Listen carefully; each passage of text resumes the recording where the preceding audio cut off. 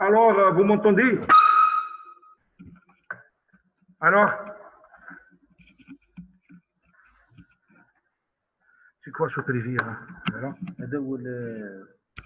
عشان نشوف له نمبر اما قد يبعثوا لكم قال كويس او ما يسمعوش بارفور ها يسمعوني On vous entend, Al-Hakim. تسمعوني مليح vous m'entendez bien? On vous entend. Oui. Ah, très bien, donc bonjour, on s'excuse de ce désagrément parce que il y a des coupures, concernant donc le réseau internet et la connexion. Donc on continue dans notre programme. Ça a été ce matin avec Dr Guerilla. Oui. Alors, ça a été Oui, bien, ça s'est bien passé ce matin. Oui. Il y avait des coupures. Oui, bien sûr. Non. Oui.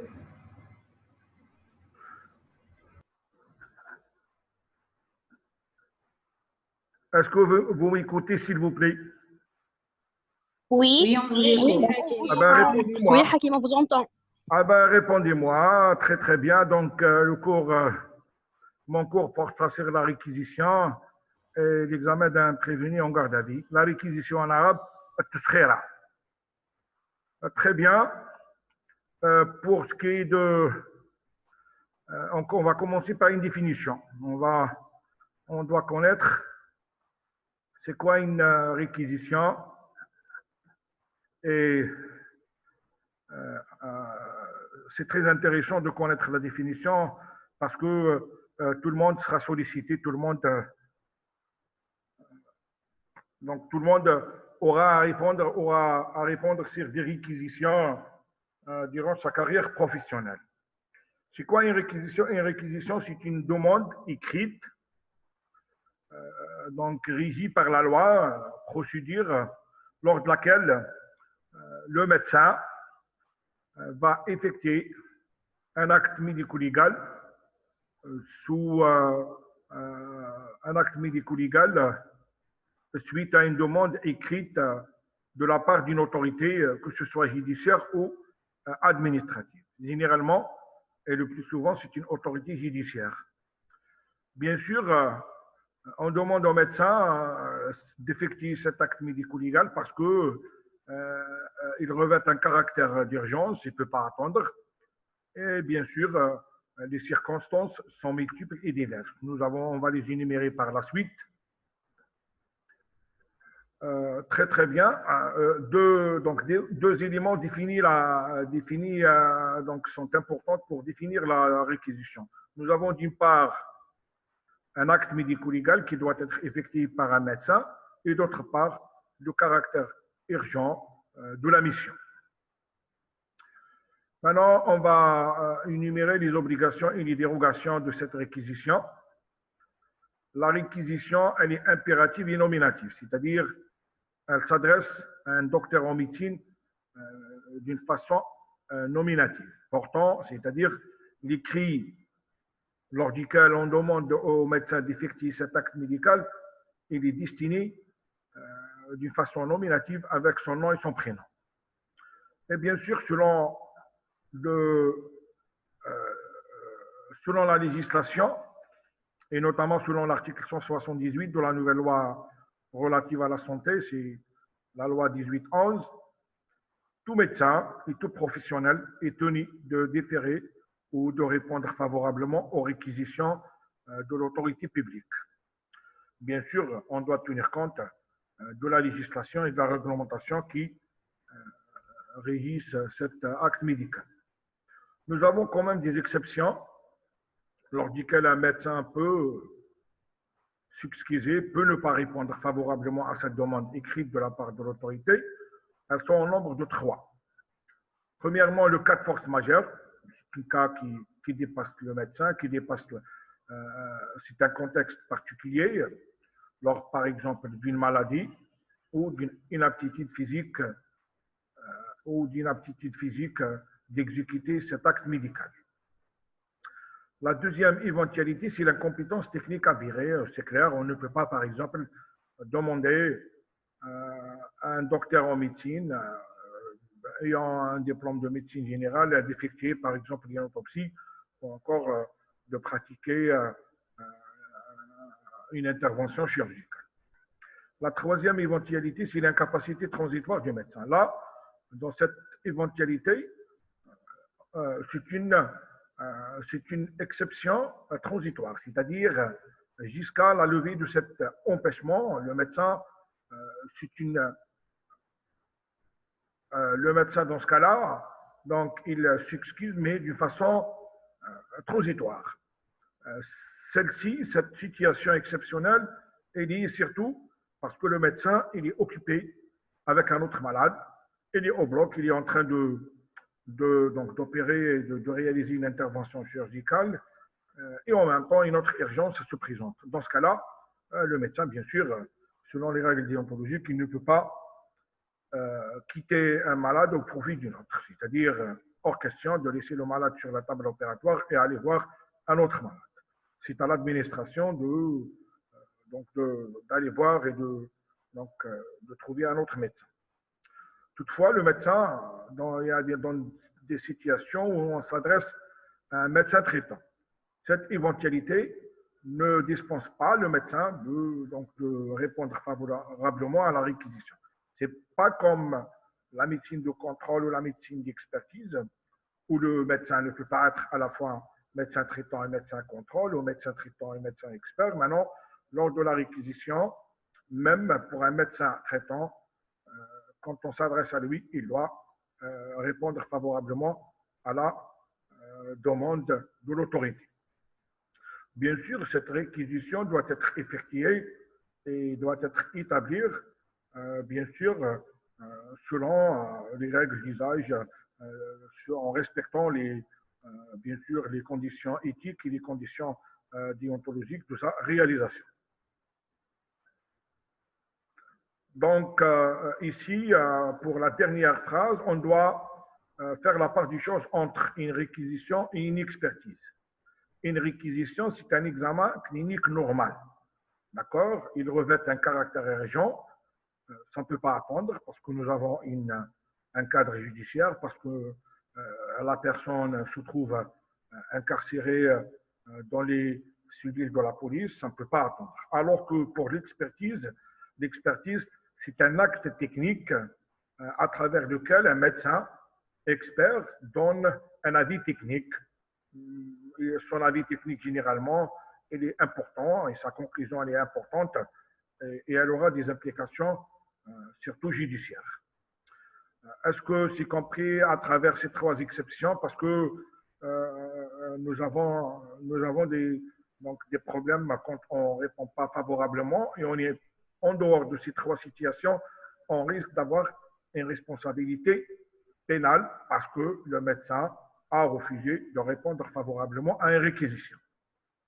Est-ce que c'est clair? Est-ce que c'est clair?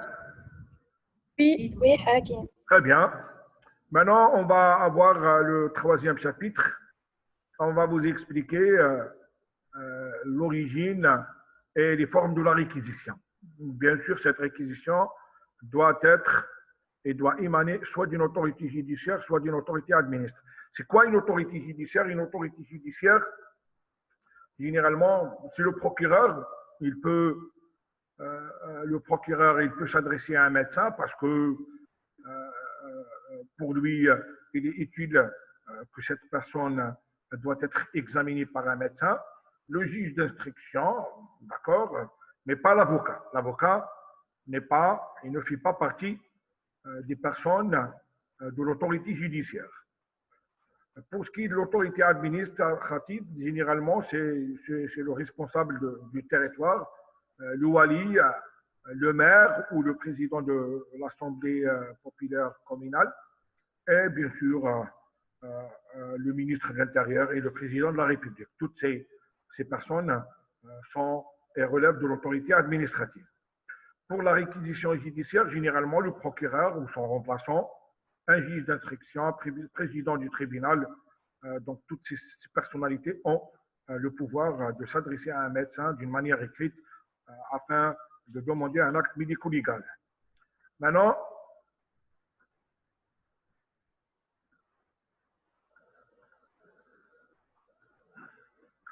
Pour ce qui est aussi des personnes faisant partie de l'autorité judiciaire, ce sont les officiers de police judiciaire.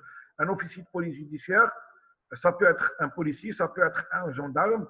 Ils sont chargés généralement des enquêtes avant qu'une personne sera traduite, ou encore plus exactement, avant qu'une affaire judiciaire soit traduite devant la justice, elle doit être instruite par les officiers de police judiciaire.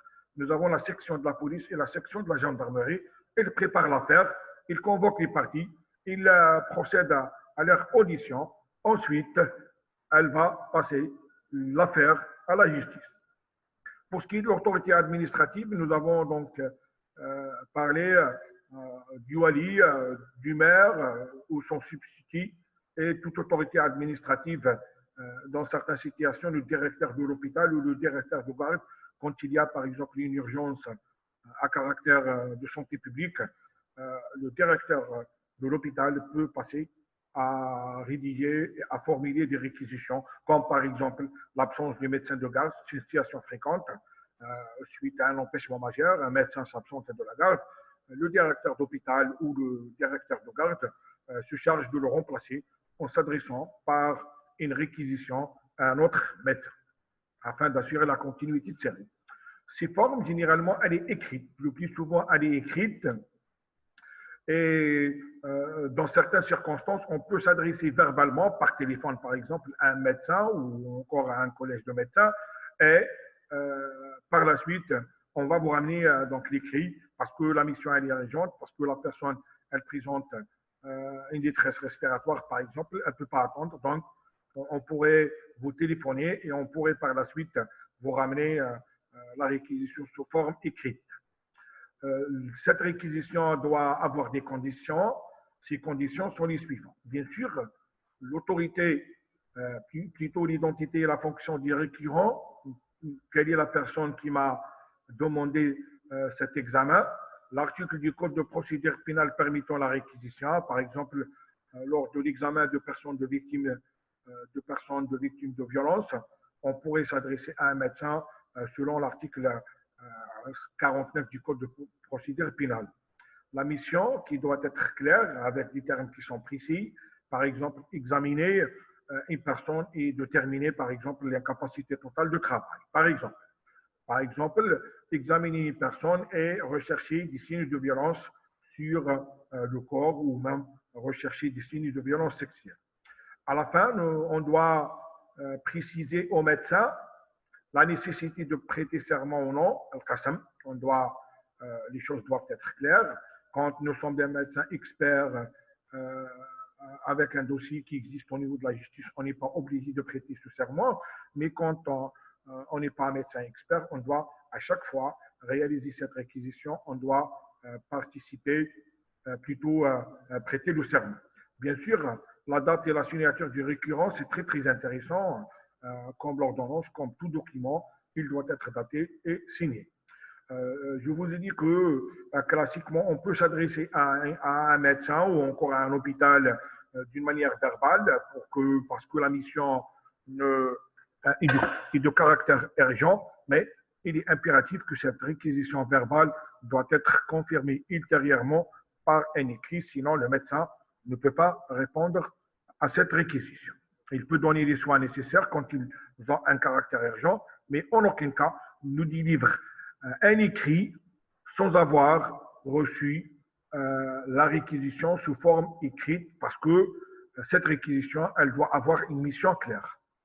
Pour ce qui est des réquisitions judiciaires, les circonstances de cette réquisition, nous avons surtout les cas où on demande aux médecins, surtout les médecins légistes, d'examiner des personnes victimes de violences volontaires ou involontaires afin de déterminer l'incapacité totale de travail. On pourrait aussi être sollicité pour examiner des jeunes filles ou des jeunes garçons parce qu'ils sont suspects d'être agressés sexuellement. Et une autre circonstance, elle aussi, elle est fréquente. On pourrait s'adresser à un médecin pour examiner un enfant et déceler des signes de maltraitance ou de privation. La deuxième situation, c'est surtout l'examen de personnes atteintes ou encore de personnes suspectes d'état alcoolique.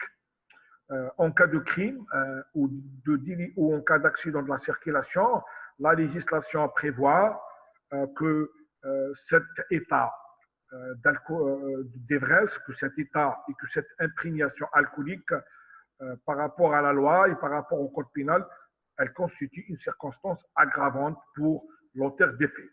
C'est pour cette raison on s'adresse aux médecins afin d'examiner et de faire des vérifications médicales, cliniques et biologiques, surtout dans un but de mettre en évidence la présence d'alcool dans le sang de l'auteur des faits. Cette vérification, elle est obligatoire en cas de mort, que ce soit dans le cadre de crimes, violence volontaire criminelle, que ce soit dans le cadre de délit. Le délit, c'est quand l'incapacité totale de travail dépasse 15 jours selon la législation algérienne. Ou encore en cas d'accident corporel de la circulation avec ou non des morts. La deuxième situation, c'est surtout, elle est deuxième situation, en l'absence de dommages corporels, mais aussi dans tous les cas où l'auteur de l'infraction ou de l'accident semble avoir ou semble agir sous l'emprise de l'alcool, après avoir vérifié par un test de dépistage. Les gendarmes généralement ou la police, ils possèdent des tests de dépistage rapide. Quand ce test est positif, on passe au prélèvement dans les services d'urgence médico-judiciaire ou dans les services des urgences. La troisième situation, c'est en cas de délit et contravention routière passible de la peine de suspension du permis de conduire. Maintenant, la deuxième situation, c'est l'examen de personnes en état d'ivresse ou en état de toxicomanie. Le code de la route stipule que les officiers ou les policiers ou les gendarmes doivent faire procéder au conducteur d'un véhicule impliqué dans un accident mortel de la circulation à des preuves de vérification et de dépistage. Quand ces vérifications sont positives, bien sûr, le conducteur ou encore il y a des situations où le conducteur refuse de subir des analyses et des examens médicaux, cliniques et biologiques en vue de dépister la présence de produits toxiques dans le sang du conducteur. La situation suivante, elle est fréquente et elle fait partie plutôt des objectifs de secours, c'est l'examen d'une personne gardée à vue. C'est quoi une personne gardée à vue? C'est une personne qui c'est une personne qui est gardée par la police.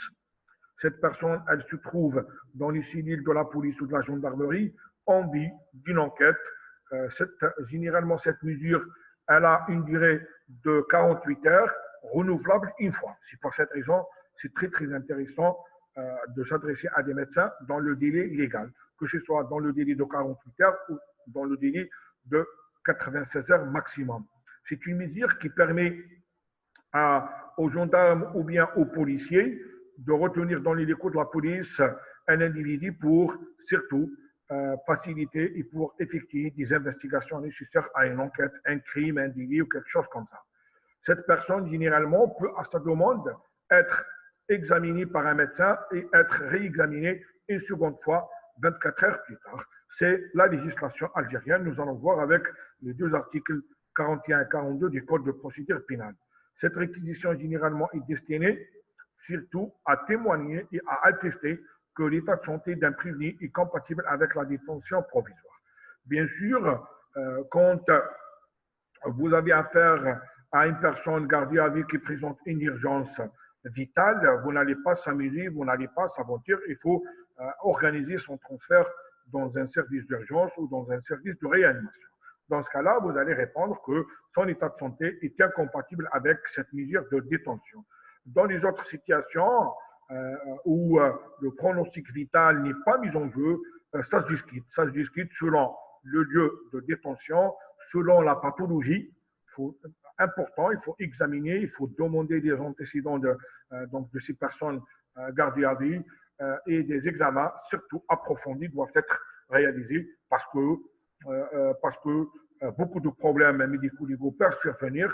Si tu passes à côté en tant que médecin, à côté d'une urgence ou à côté d'une infection qui risque d'être déséquilibrée, notamment pendant la nuit, maintenant, donc, on peut être interpellé par la justice.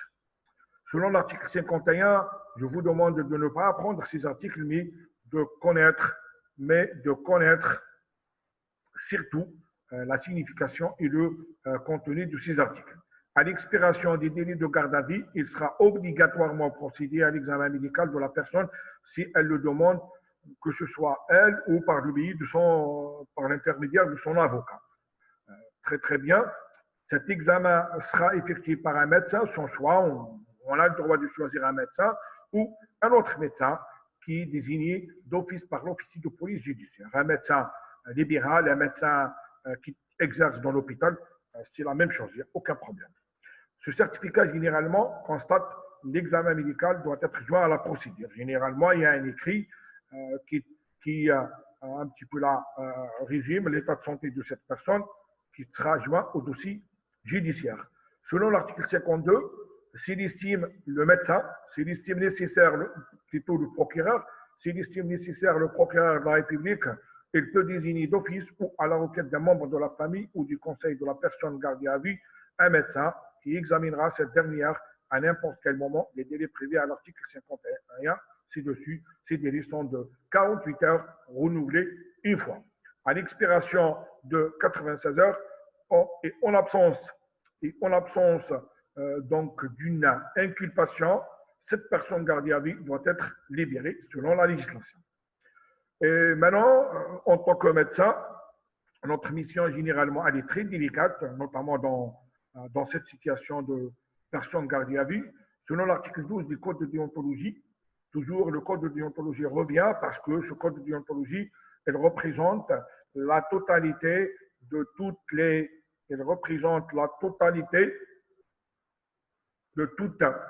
règles professionnelles qui doivent être observées.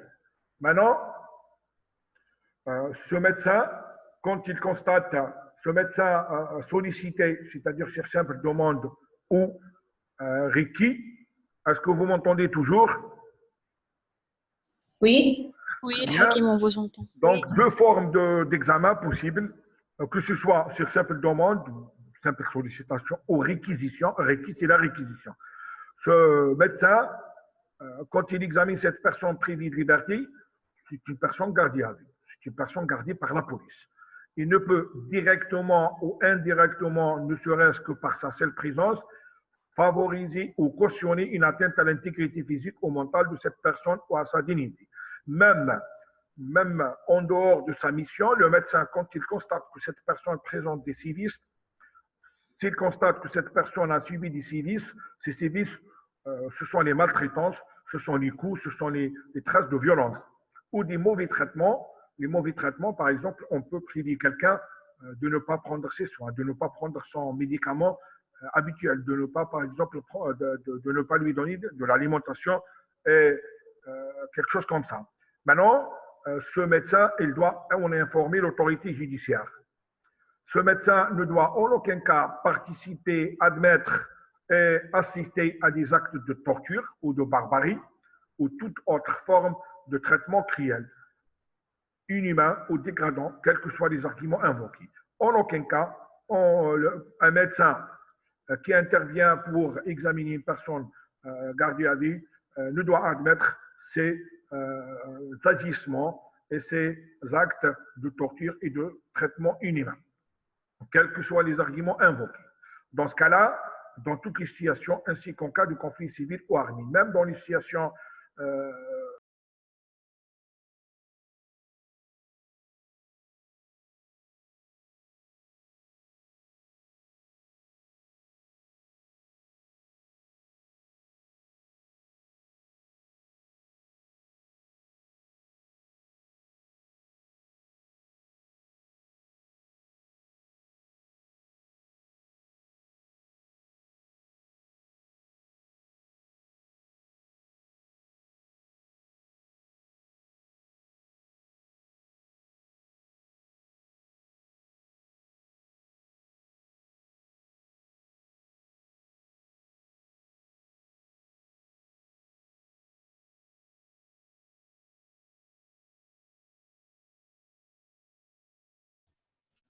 On ne peut pas vous entendre, monsieur.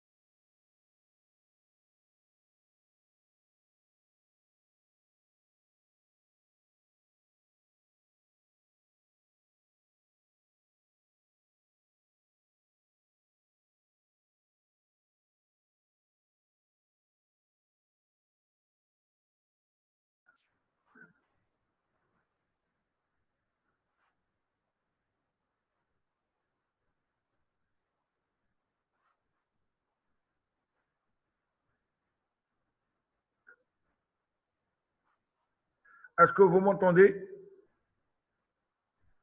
Oui. Très bien, on continue. Il y a des soucis de coupure d'Internet, donc je m'excuse. D'accord?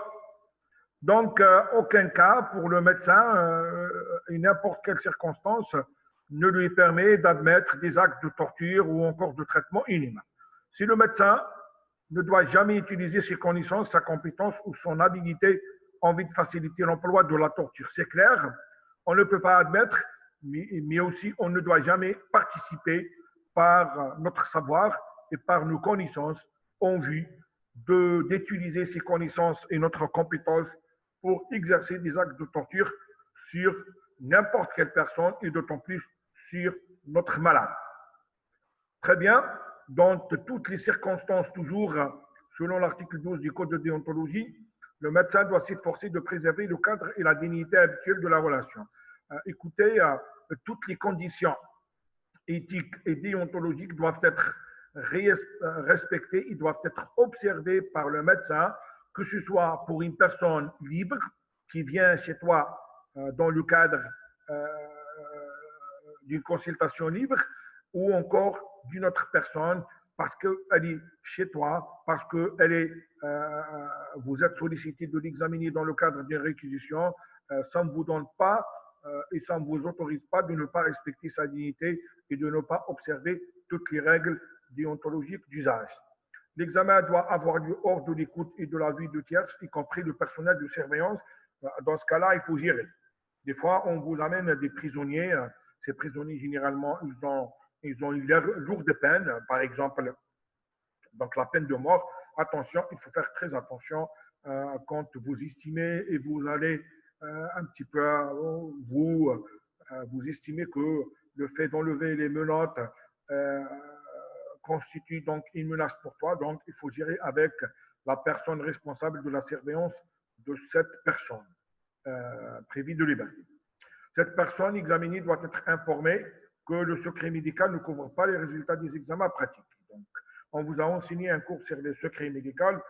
Elle couvre tous les renseignements qui sont venus à la connaissance des médecins. Maintenant, dans le cadre des réquisitions et par rapport aux questions posées, c'est-à-dire par rapport à la mission, le médecin présente une dérogation de ne pas respecter et d'en passer de cette règle générale de secret médical.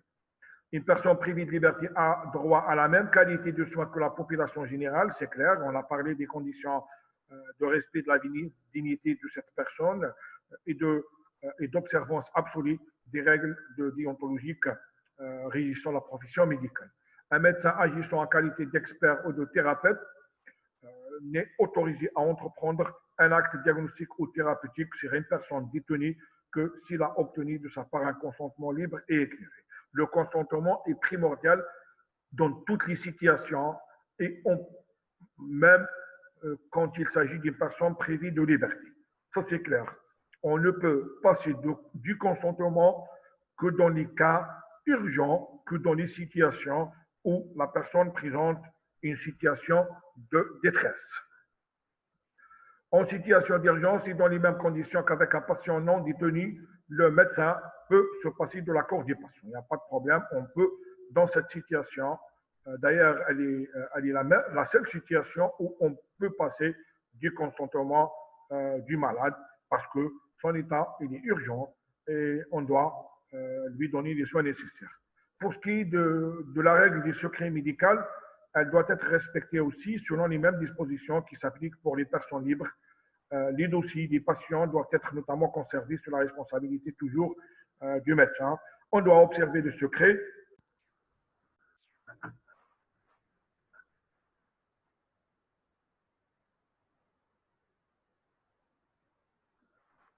Vous m'entendez, les docteurs?